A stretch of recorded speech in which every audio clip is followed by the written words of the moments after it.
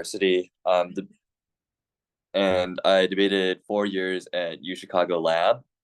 Um, Now that I'm in college, I've been debating the past 2 years, and then have also coached a few schools, including NSU, where obviously Eva goes, which is why I ended up on this call. But today I want to talk about cross-ex. So kind of top level, cross-ex is obviously kind of the shortest speech, but I think important for a variety of reasons.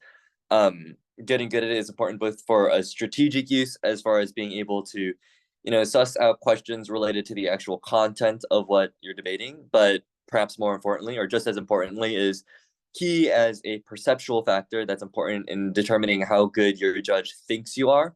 I.e., it's the only time that you're talking conversationally, and as ethosy or as much of the skills that you might have learned from Mahi during your actual speeches, at the end of the day, you're also talking at 200 to 300 words per minute, where it's a lot harder to sound as convincing as you might be if you're going conversationally.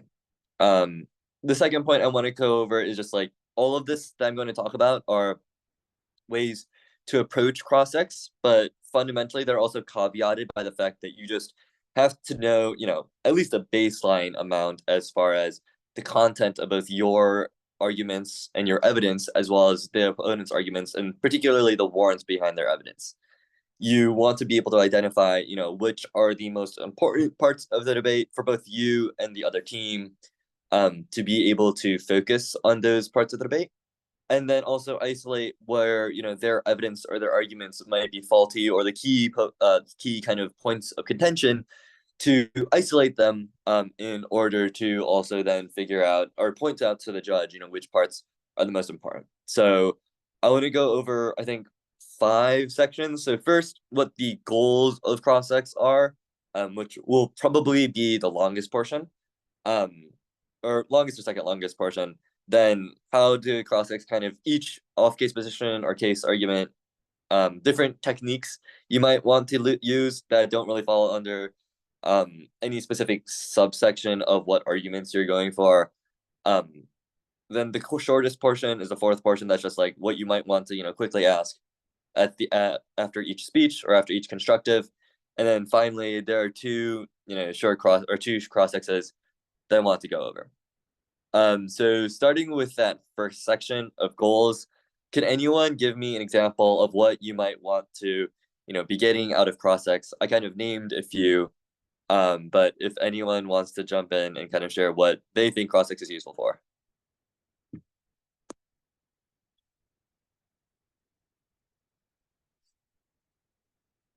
I think cross-ex is useful for like kind of binding your opponents into like pointing out their own flaws. I know you already mentioned that, but like it's an easy way to call out like maybe a misconstrued card and stuff like that. Yeah, that's a great point. And so I think there are kind of 4 main goals that I want to talk about, and what you just mentioned kind of encompasses 2 of them. So first is establishing arguments that you're going to make. So you kind of mentioned that you want them to commit to particular arguments. This is mostly for 1AC cross-ex, and sometimes also 1NC cross-ex, as far as clarifying what the counterplan actually does to establish solvency deficits, but also in 1AC cross-ex trying to establish competition, establish disad links, etc. Generally, you want to kind of work backwards from your ideal 2NR or 2AR, establish what arguments you want to go for, and then try and figure out what you need them to commit to in order to make that argument. I.e., this past year, let's say you wanted to go for a disad particularly based off of the kind of text that they read or text that they have an advantage on. The very simple cross-ex question is like, how is the plan funded? They specify, and then you'd be able to garner links based off of that solvency, explanation, right? So when you're establishing what exactly you want them to commit to, you want to work backwards. You want to have a clear idea of what you want them to say or what you need them to say, and do your best then to, kind of work them backwards, or work them towards what you want them to say. So I think there are 2 easiest ways to do this. First is just like asking clarification questions that I just explained, as far as just how's the plan funded. The other way that when maybe they don't want to commit to specific things is to be a lot more aggressive about the opposite. So, for example, this past year, the college topic was the nuclear weapons topic. And so one of the apps was a no first use policy, which is widely debated as far as, what that actually is. This could just mean, we declare that we won't, have any kind of first use posture. This could mean operational shifts, like we would get rid of a certain threshold of ICBMs, or we would demate them. This might also include getting rid of particular submarines, right? And so common questions in cross-ex, we're trying to figure out, what they were actually doing, right? What operational shifts they would make. And so a common cross-ex question for 1As, or when 2Ns were asking 1As, were, what operational shifts do you make? They'll ask, do you do anything with submarines? The 1A will probably be a little bit vague, right? And so then what they're trying to do is to establish a link to the AF getting rid of submarines in order to establish a link to the deterrence or the assurance disad. What they'll then do in 1AC cross-ex is say something along the lines of, how are you able to solve, X escalation scenario if you don't get rid of submarines? A lot of these advantages are predicated off of the idea that, if you have nukes relatively close to or being able to first strike another country like China or Russia, they are more likely to, begin an arms race that goes nuclear. So commonly there are a lot of, submarines in the South China Sea that might threaten China. And so a lot of cross-ex questions were then like, if you don't get rid of submarines, how do you get rid of, or how do you, assuage Chinese fears of a potential first strike from those subs? And eventually the 1A, or sometimes the 1A would just collapse and be like, okay, yeah, sure, we get rid of submarines. And then you've gotten the commitment in order for them to go from you get rid of submarines to the link to the assurance or the deterrence disad.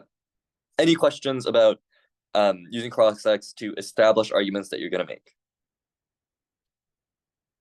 Okay, cool. The second portion that you already kind of covered was also developing arguments you're going to make. So you kind of mentioned the stuff about evidence.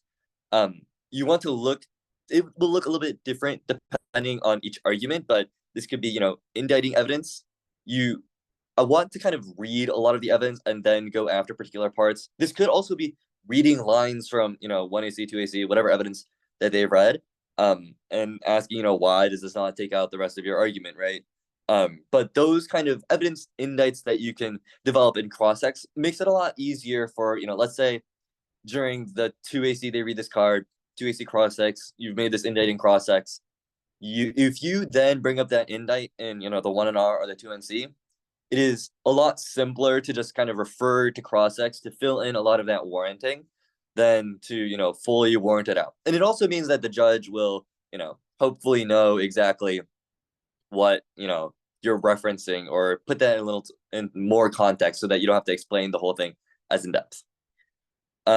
You also have to kind of think about for 2AC answers to off case so that you can actually come up with these answers. Because when you're developing, arguments, you have to also think about what arguments are the most threatening, not just which evidence you think is the worst. Like if you're extending the politics disad and you want to ask questions about this, even if you think that their winner's win card is not very good, this probably isn't the card that you want to spend 2 minutes of cross-ex like ripping apart, because the odds that they win the debate on winner's win is relatively low if you are any kind of competent 2N. And so investing the time to rip it apart in cross-ex is quite useless. Any questions about developing arguments you're going to make? Okay. Two other things that I think cross-ex is very important for. First, clarification. I think these are the questions that you see, often at the beginning of cross-ex. So, status, did you read X card? Did you skip X off-case positions? These are just flow things, right? Understanding cards, and this is helpful for like maybe they've read an add-on on a disad, and you're like, how does this interact with the disad? It's important to get a feel for whether it's an add-on, whether it's a straight turn to the disad, just to kind of get a little clarity. So if you're confused about the strategic function of the card, it might be helpful. If you're confused about what a card says, it is fine to ask. It's not as helpful to say, can you explain X card, or in your own words, what does X say? The reason for this is that people will just ramble, and there's no Okay, I've gotten a question about what's an add-on. I'll explain that in 1 second. Um, okay, give me 1 second.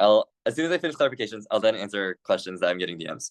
Um, so you don't want to give broad, explain X questions because this kind of allows the opponent to just ramble, and then it's a little bit more difficult for you to establish clear clarification questions or get your specific answer when it's enmeshed in a broader kind of ramble that the other team is giving. Two other things I want to mention about clarification questions. Um, well, I guess it's really just one. So the important thing is that judges don't. Okay, good judges will pay attention to the entirety of cross-ex. Your average judge is probably tired. They might have flown in the night before, right? And so they're not going to be paying attention for the entirety of the debate. During cross-ex, the time you're going to have the most attention is at the beginning. And so while it is important for you to get clarification questions, like if you did not flow something, you need to figure that out because that can lose you the debate. That being said, more importantly, you don't want to spend over 30 seconds on clarification questions. The reason for this is if 30 seconds pass and nothing interesting is happening in cross-ex, the judge is most definitely going to tune out. Then the rest of the process is useless outside of you trying to understand something. Whereas if you are, as I said, developing arguments that you're going to make or trying to establish arguments or link arguments, then the judge will not be paying attention to any of that. And so it's made those goals basically useless. Okay, I'm going to go back and answer some of these questions I'm getting in the chat. And then if anyone else has questions about clarification questions, we can talk about that. So first is what is an add-on? An add-on is just a very small advantage that you can read in the 2AC.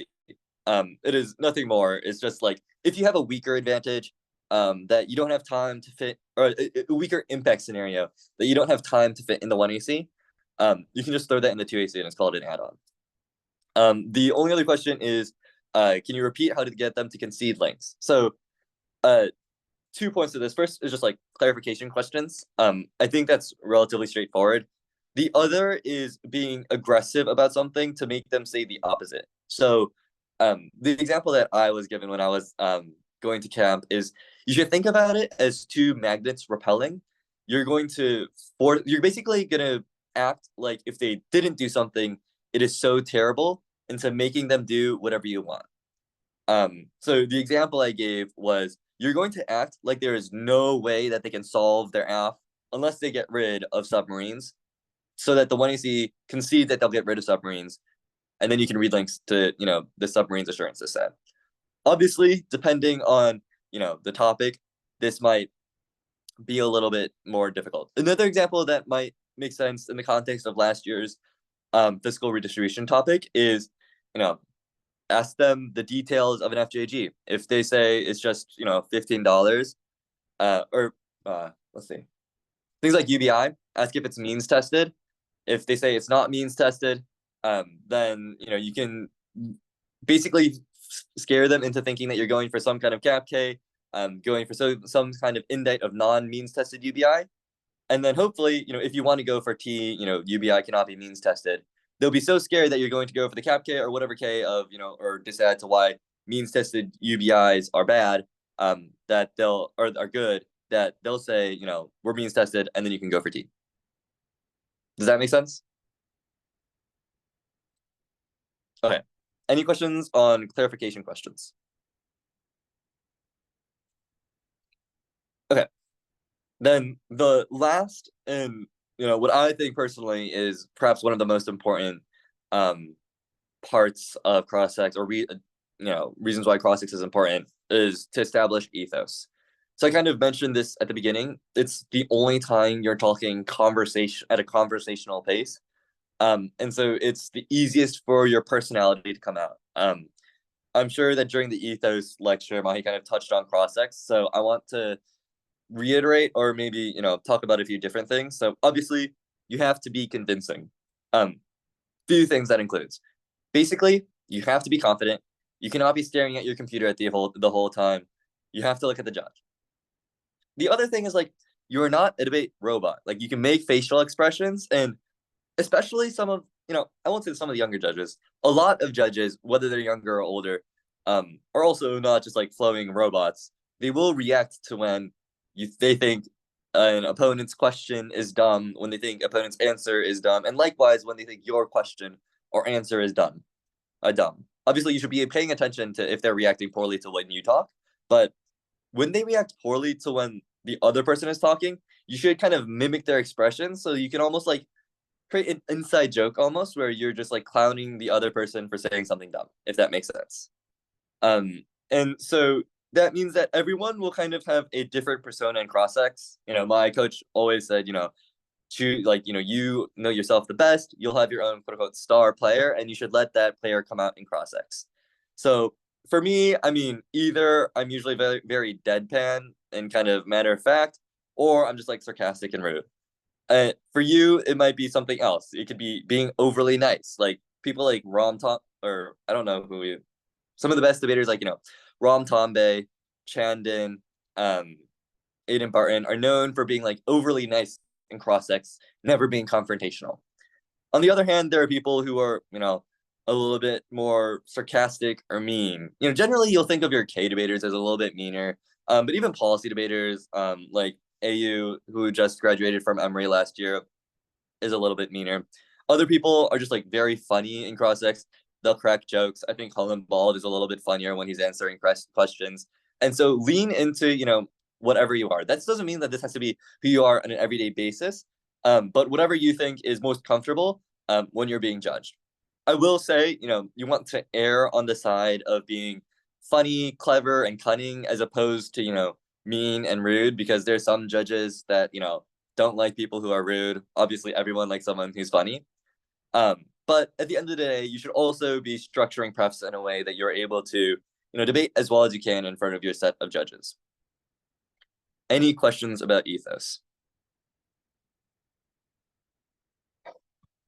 Also, one other note on ethos, just like, I'm sure Mahi said something along these lines, but like, it is difficult to watch a cross-ex where it seems like the two debaters just like aren't listening to each other. And maybe this is just like a personal gripe I have with a lot of high school debaters and cross-ex often.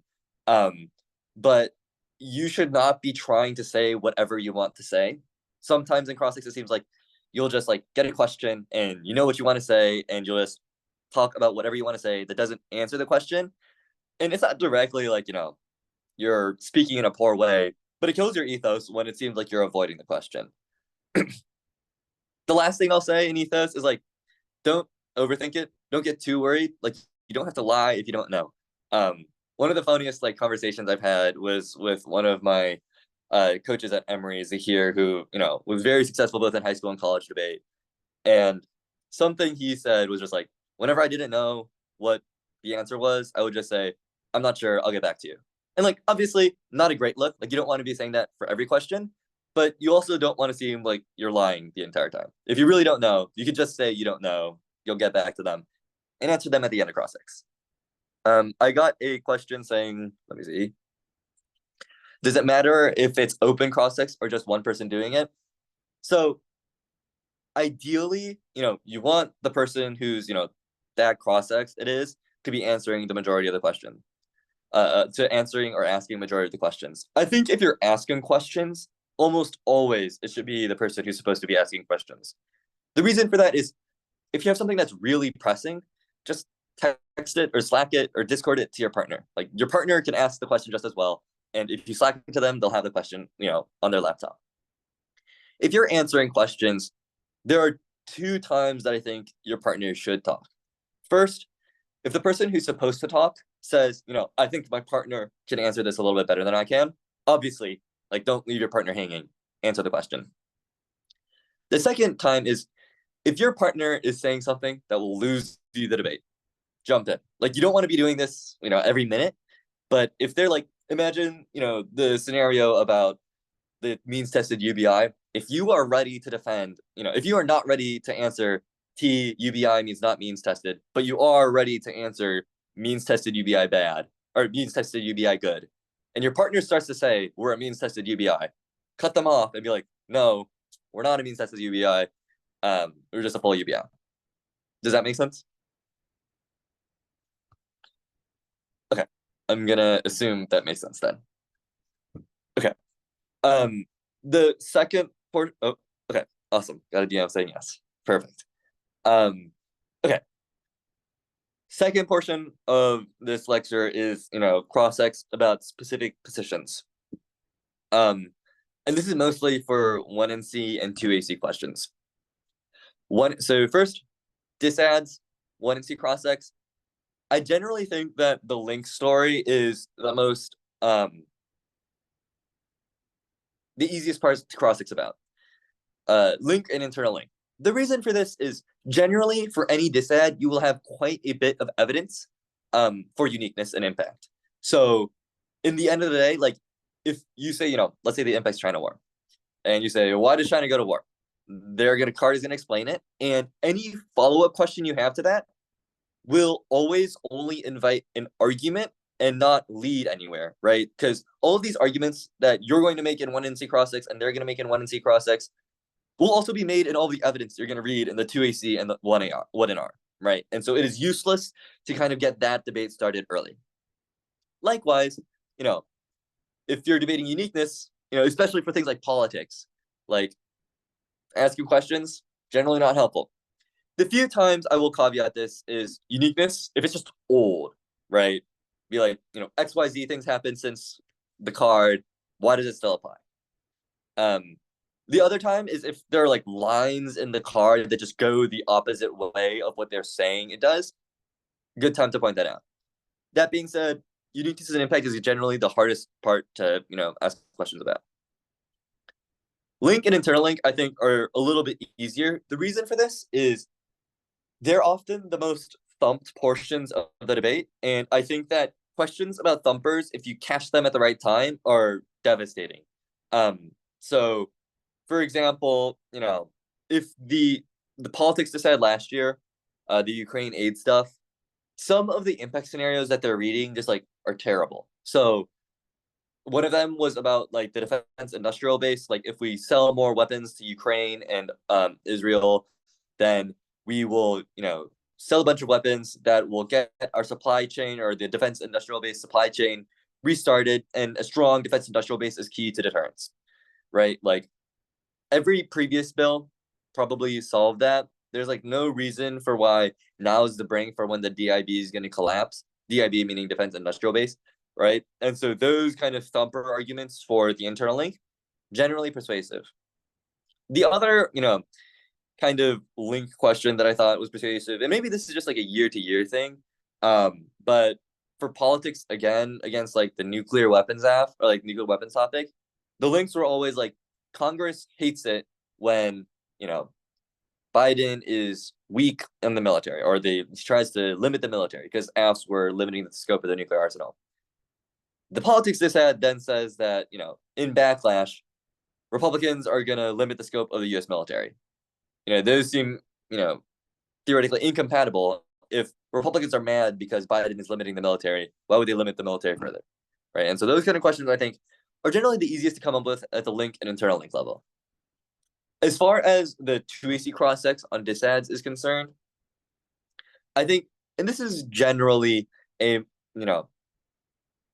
isn't, I think this is a general comment, not just for disads, but particularly important for disads, is you need to identify which are the most threatening arguments. You do not want to spend a bunch of time cross-exing about irrelevant, like, winners win. It might be helpful for you to spend some time cross-exing about uniqueness card, even though you're going to read more if you have a good insight of that card.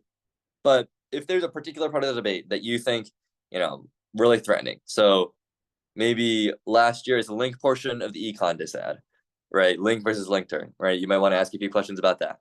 I would invest a lot of time asking that portion of the debate, and maybe not other portions of like the impact or the uniqueness level.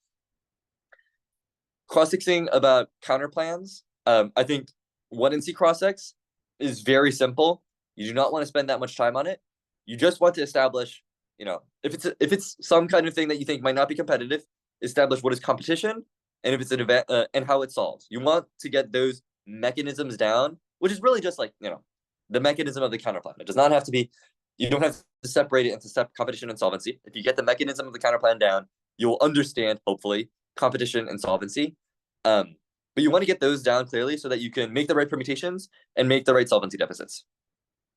If you have extra time and you want to cross-ex about the counterplan and the 1NC, you have to ask comparative questions between the AF's internal links and the counterplan's solvency claim, and you want to make it hyper-specific so that you don't let them explain too much. For T, really the only thing is just like case list. I really don't think that cross-ex of the 1NC on T is very helpful. I also do think cross-ex of the 2AC on T is very helpful, unless,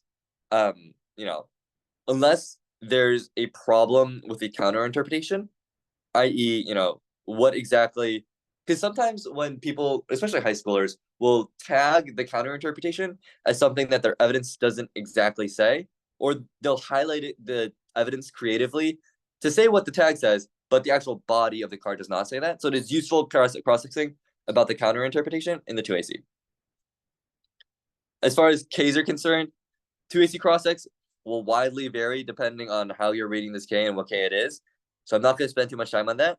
I think 1NC cross-ex, the most important is establishing alternative questions, as well as if there's like a particular thesis question that you have. So like, you want to check, so maybe they have a K about race. You want to check to make sure that there are no ontology arguments, no kind of thesis level claims that you miss. But as far as all questions are concerned, like for example, on this upcoming topic, let's say the F, is topical by increasing patents. Let's say the negative goes for a cap K that says that patents are capitalist and that's bad. 1NC cross-ex. Does the cap K get rid of all patents? If yes, then the app is a disadd to the alternative. If no, then and it keeps some patents, then go for the permutation, right? Because they're not mutually exclusive. Last thing I want to talk about before I answer questions is cross-ex for new AFs. New AFs cross-ex is very, very difficult because you are time compressed with creation of the 1NC, understanding the 1AC enough to create a threatening 1NC, putting together case, and also asking cross-ex questions. I'm not going to go into all of the details about how you should prepare the 1NC. What I will say is you should set apart about maybe 45 seconds after you've already scanned through the AF to kind of understand what it says and put together a 1NC. Leave 30 to 45 seconds to identify 3, maybe 4 weaknesses of the 1AC. The important thing is when people are reading a new AF, generally is because the AF is not that good. They need to break new in order to create, a prep frenzy to minimize the weaknesses of the AF. So if you think you found, maybe 2, 3, like one big problem with each advantage, that is ideal, and you might want to spend basically the entire cross-ex on just those two things. Okay, let me answer the question real quick. What kind of questions should you ask 2NC cross-ex in 2NC cross-ex before the block? Do you mean 2NC cross-ex in the middle of the block or 2AC cross-ex before the block?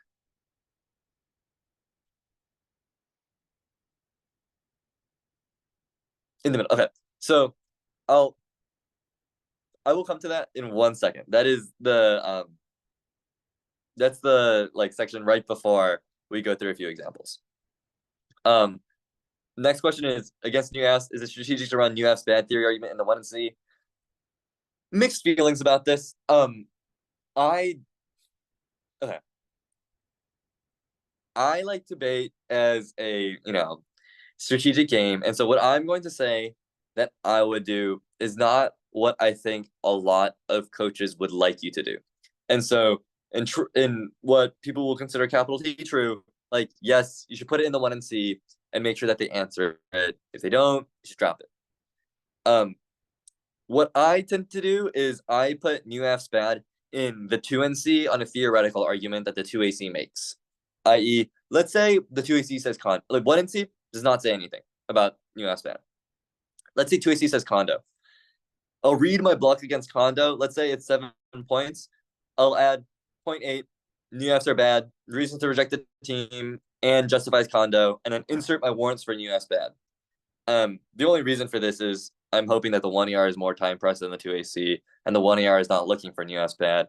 so they drop it in the 1 AR. But I don't think that is, great debate. I think it's more so you just win if the other team messes up. Any other questions about cross-exing on specific arguments? Okay.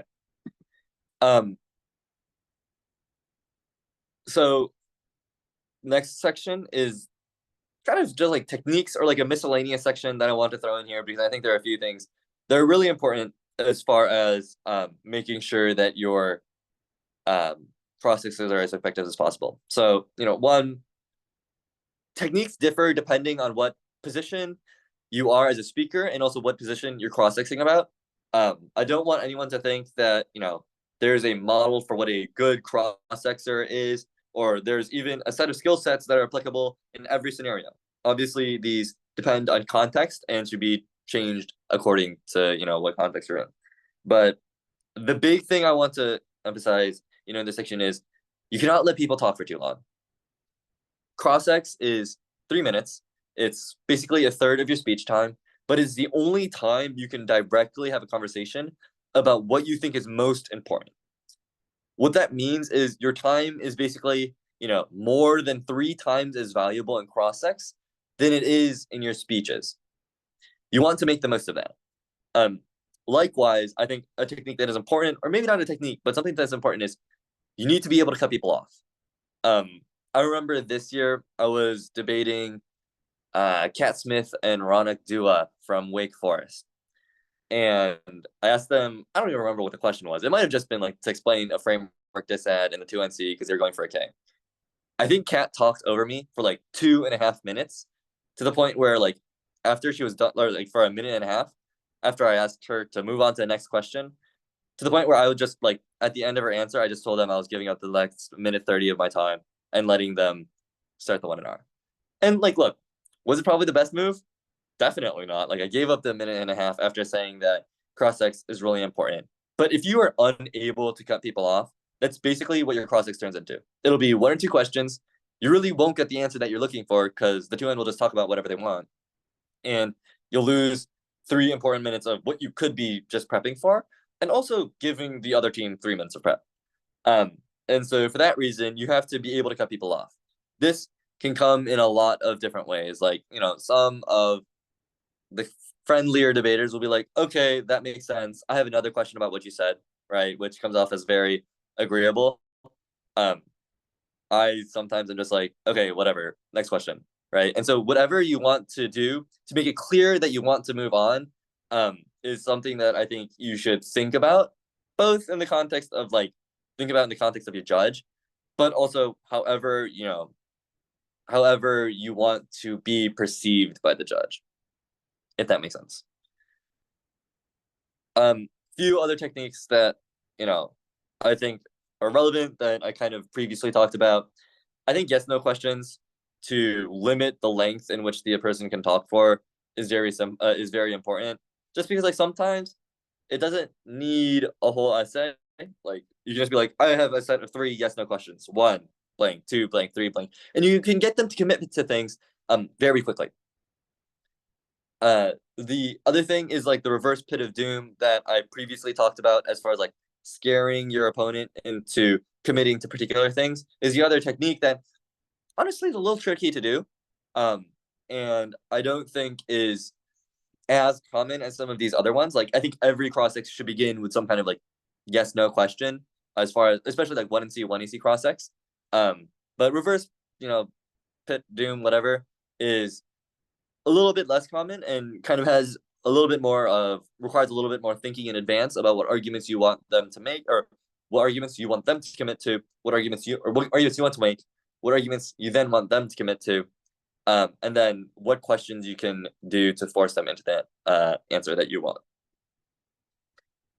Anyone have any questions about techniques? Okay. Second to last section. Cross-ex after each speech.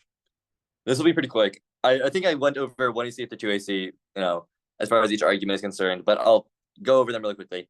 1AC, understanding internal links if you want to go for someone's takeouts, and then also setting up arguments, whether it's the violation to your T for your T argument, links to the K, links to the disad, or competition or solvency advocates for counterplans. 1NC and 2AC is just to start up to set up arguments for the next speech. Like, if you're asking questions for the 1NC, you want to ask questions that set up arguments for your 2AC.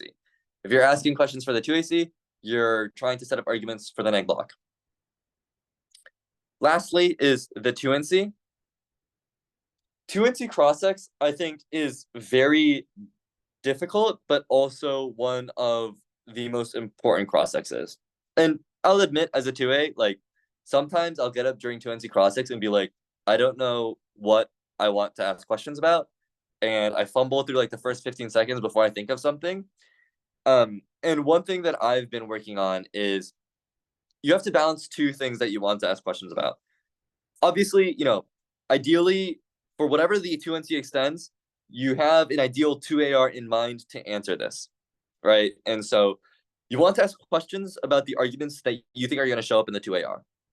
So if you're going to go for, winners win, you want to ask questions about the evidence that they read to answer the winners win. Second part is dig into 2NC insufficiencies. So maybe you weren't planning on going for impact defense, but the 2AC or the 2NC only read one impact card, or didn't even read an impact card, only extended their 2NC impact. You want to be clear on, what warrants the 2NC thought that they made. Compare that to the warrants that is in your 2AC evidence, right? And so make sure to analyze those kinds of insufficiencies. One thing I do want to caveat on this, dig into insufficiencies, trope is if the 2NC just forgot to do something. So let's say they get off the counterplan page and they forgot to answer condo. Do not try to dig into the 2NC's insufficiency by asking, what was your answer to condo? Because if they forgot it, now they're going to tell their 1N to answer it, right? And so dig into insufficiencies as far as they've made their blocks are insufficient, not that their strategic vision is insufficient. Like, not that they forgot something, that they just didn't execute it well. Does that answer your question in the chat?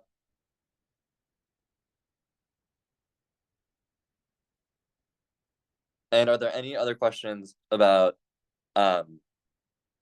cross-exing particular speeches?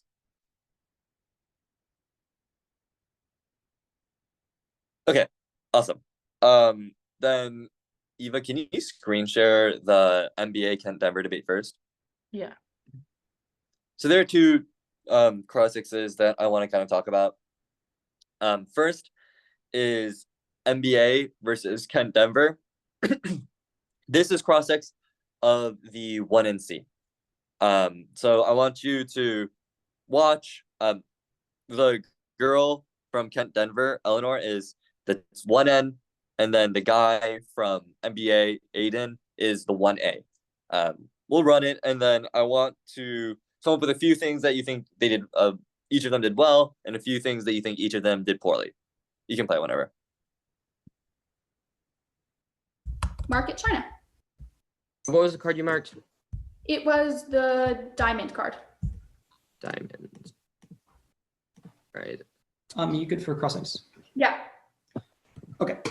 First, the only procedural is new advantages in plan text. Yeah. And then the counter plan and the critique are conditional. Yeah. And you skip the first card in case, and then you went straight down to the democracy card, right? No, I read the Raghaveen card and the Age will remain peaceful card. Yeah. Like, sorry, I'm straight down as in like all the cards. Yeah. Yeah. The counter plan, the only net benefit is politics. Which counter plan? The recommend counter plan, the process counter plan. Yeah. So it doesn't fiat a reduction, it just recommends Trump do it, right? Yeah, it has the entire Congress recommend that Trump does it. So like the Saudi bill, for example, which was even stronger than this because it was, a direct arms sales process. Why did that not cause Trump to reduce arms sales to Saudi?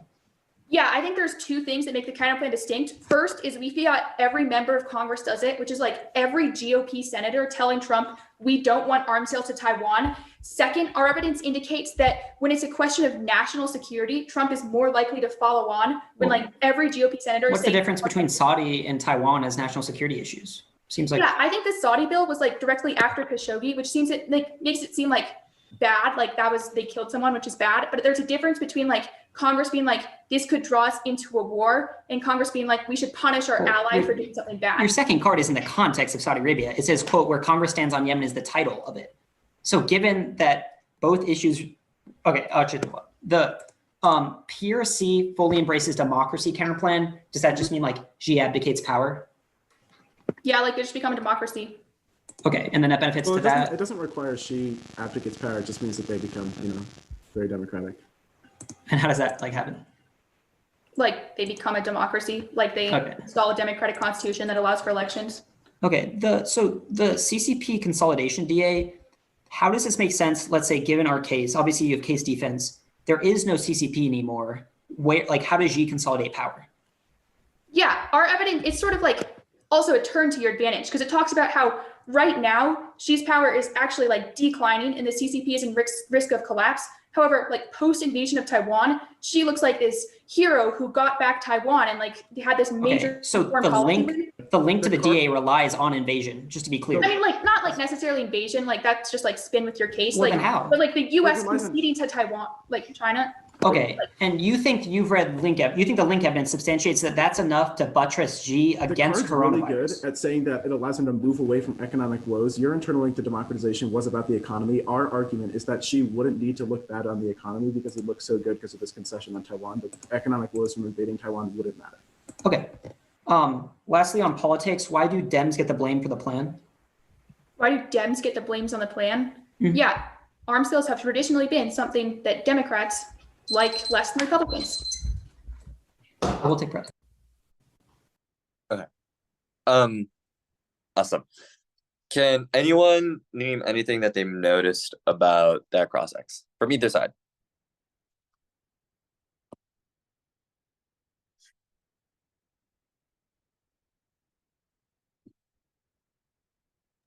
Yeah, Karan. He knew when to cut them off. He didn't just let them talk over him the entire time. Agreed. I'll say like this is a very civil cross-X overall, and might not be something that is there every time, but Aiden, as I previously said, is known for kind of being very civil and cross-X, and both of Kent Denver debaters were very amenable to being cut off whenever he kind of felt like, or they kind of felt like he was trying to move on. Anything else that we noticed? He put all his clarification questions at the beginning. Yep, that's true. And I think that the first 45 seconds to a minute goes very well for Aiden. Asks a few clarification questions, but then also gets them to make a few commitments as far as I guess net benefits are kind of clarification questions, but also the kind of solvency mechanism for the counter plan to, as far as Trump doesn't actually do the plan, it's just Congress that says that he should, is a very important solvency question as far as establishing what the competition arguments are going to be, i.e. Trump doesn't actually do the plan, USFG doesn't do the plan, and B, Trump say no arguments are also now 2AC deficits that they'll make. Any other things that you noticed?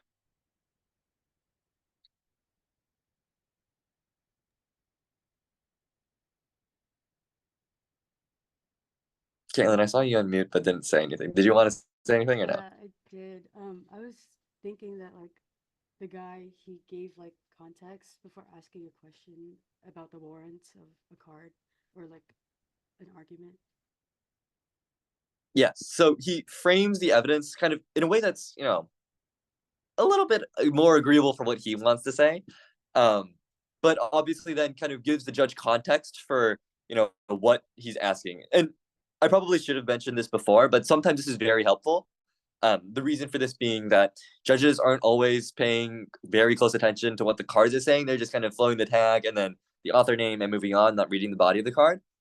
So it's helpful as far as establishing kind of context for what he's asking. I also got in the chat that he asked follow-up questions.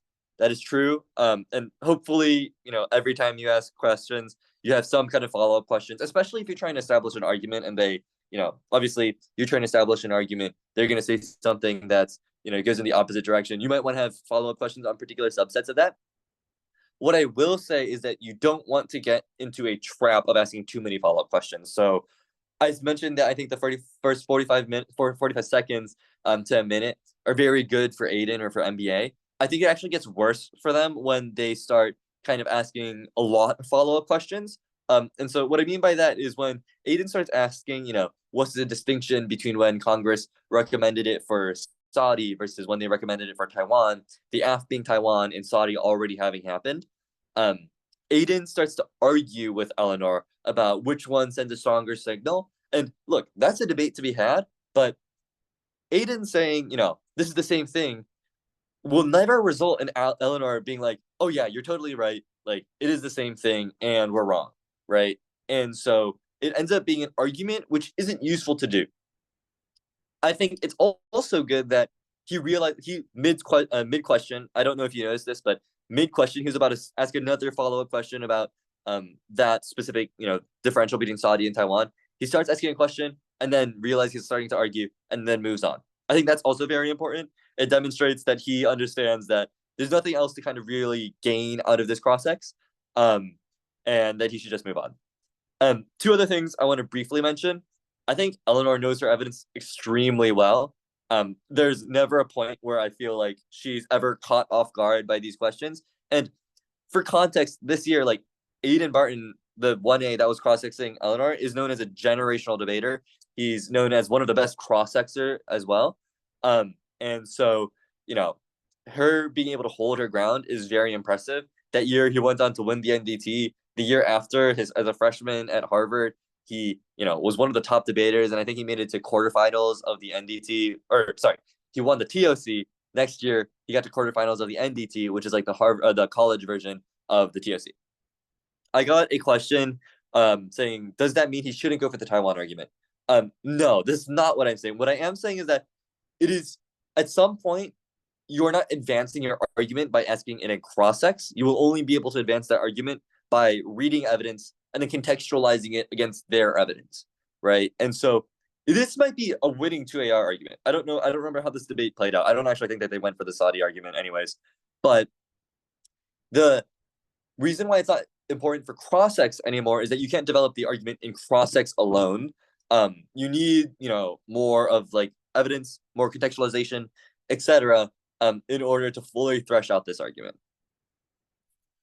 Any other questions or comments or thoughts about this cross-ex?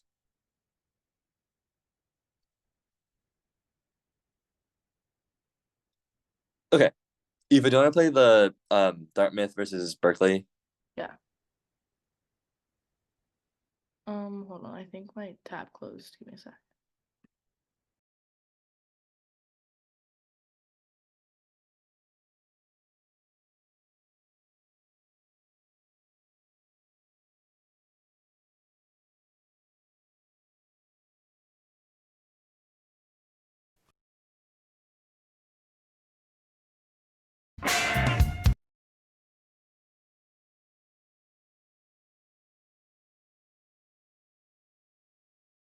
Wait, Aaron, what was the timestamp? 1 hour, 12 minutes, 18 seconds. Thanks. Okay.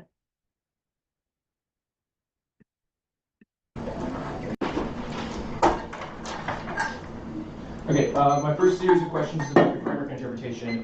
Your counter interpretation is that we have to disprove your theory or propose an alternative one. Can you win without an alternative?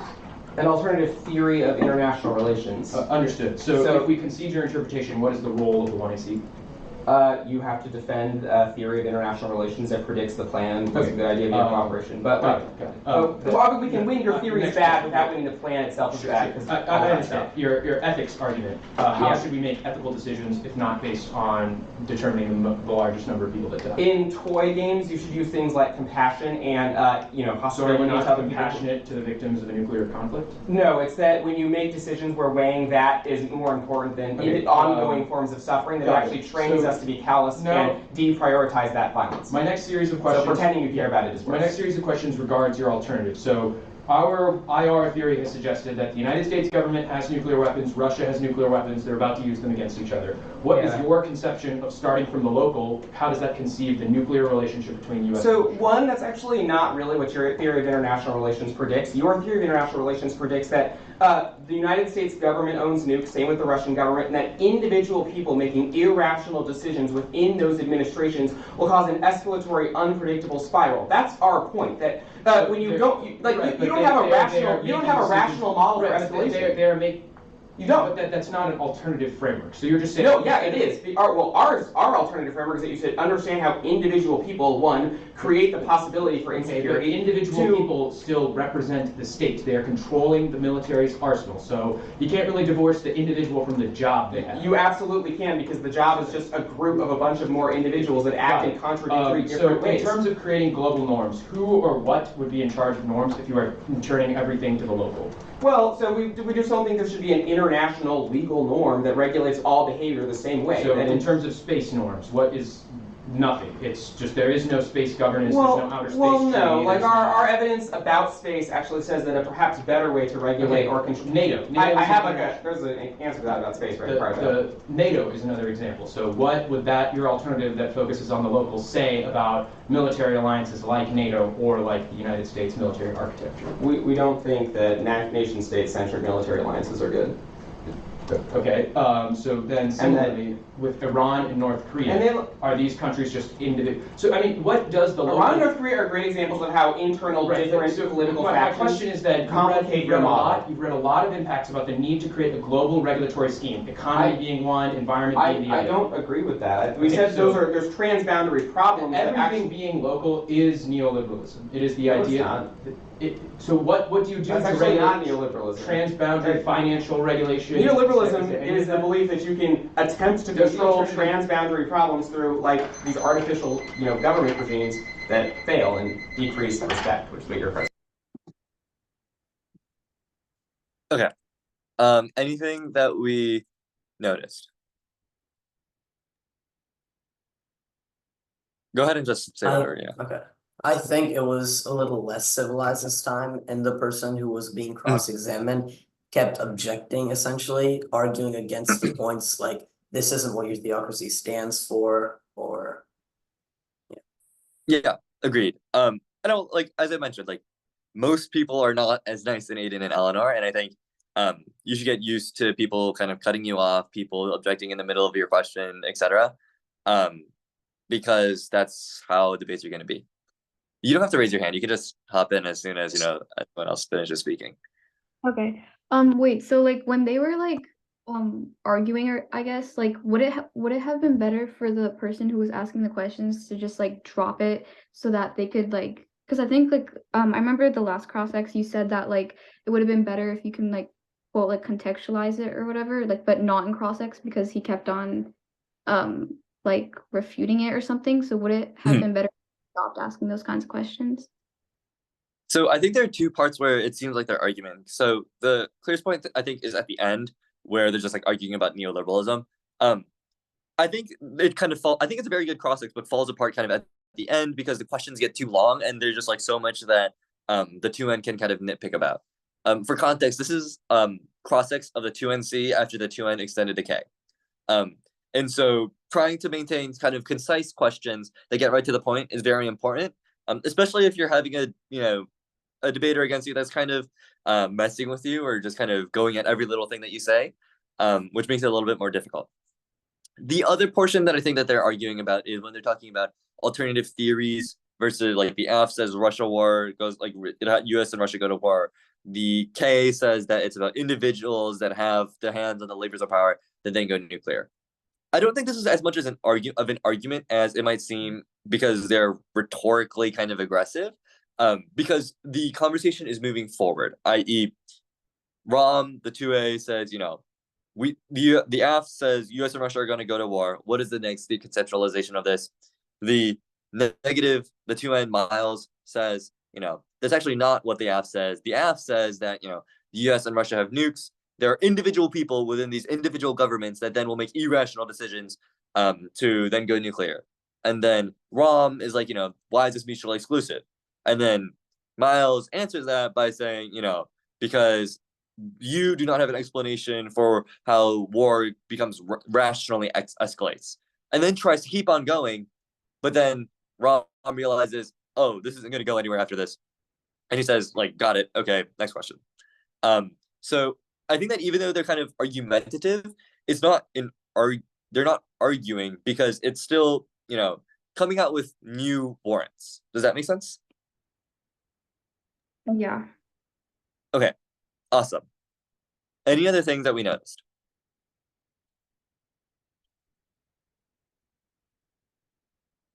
Okay, a few things that I thought were interesting is, I like Rom's way of asking questions stylistically, and everyone has their own, style. But I remember when I first watched this, I like immediately started copying him in that he's like, every set of questions are structured by, I have a series of questions about X. So he starts with, I have a series of questions about framework, right? And then he says, okay, cool. I have a series of questions about the link. Then you get into this argument about, alternative theories versus the F. And then I have a series of questions about the alternative. I think this is helpful because it keeps you kind of on track. So if you're someone that, gets lost in the sauce, have 3 questions for, X, Y, and Z, and make sure that you get all of those out, right? If you're getting off track, if you're spending too much time on one section, on one series of questions, ask a question, move on to the next, right? And I think that's very helpful for the 2A to kind of keep everything in track. The other thing, a few other things I liked, 2AC starts by asking a question about their framework by reading their counter interp back to them, and then says, what is the threshold for us to win under this argument or under this interpretation? These threshold questions are important because the 2N will have to say basically something, and that will then become the neg ballot that the app is trying to answer, i.e. the 2N will say, if we win X, then we win the debate. Then the 2A or the 1AR and 2AR have to say either A, they did not win that thing, or B, that is a bad standard, right? And so asking those kind of threshold arguments are very important for setting up what you want to do. The last thing, I already kind of mentioned that it falls apart at the end because the questions are too long, is I think the 2N does a good job of kind of harkening back to the thesis of the critique, which is important because this critique is not like the most commonly known critique, right? And so being able to contextualize his indite of nation state analysis through the framework through the explanation of the difference between the F and the alt, through the explanation of what neoliberalism means for him or for the critique, is very important. All right. That's kind of everything I had on cross-sex. Are there any questions as far as this example or anything else we've covered during the rest of the lecture? What should you do if you're in cross-sex and you're asking a question to your opponent, but they kind of just like don't understand like what the questions you're asking? Like, do you try to explain it to them or do you just ask different questions? So it depends. If I think that they're intentionally missing the point of the question, I move on to the next question. So for example, when I gave that example of like the Wake team, I just ended cross-sex because I knew they were intentionally not answering my questions. If you think that they just like have genuinely misunderstood it, the first thing I would do is, try and figure out what they think you asked. Then hopefully you've been practicing stopping people, cutting people off is what I was thinking. And cut them off and be like, so I think you're answering this, but my question was actually about this, right? And sometimes maybe you've missed the point. Maybe they were leading to that. And oftentimes I've done that and they've just been like, yeah, I was about to get to that, right? And so like I would err on the side of cutting them off. But if you think that they've just like misunderstood it, then re-explain the question.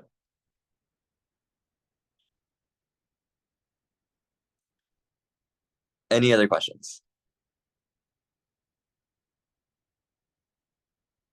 All right, awesome, cool.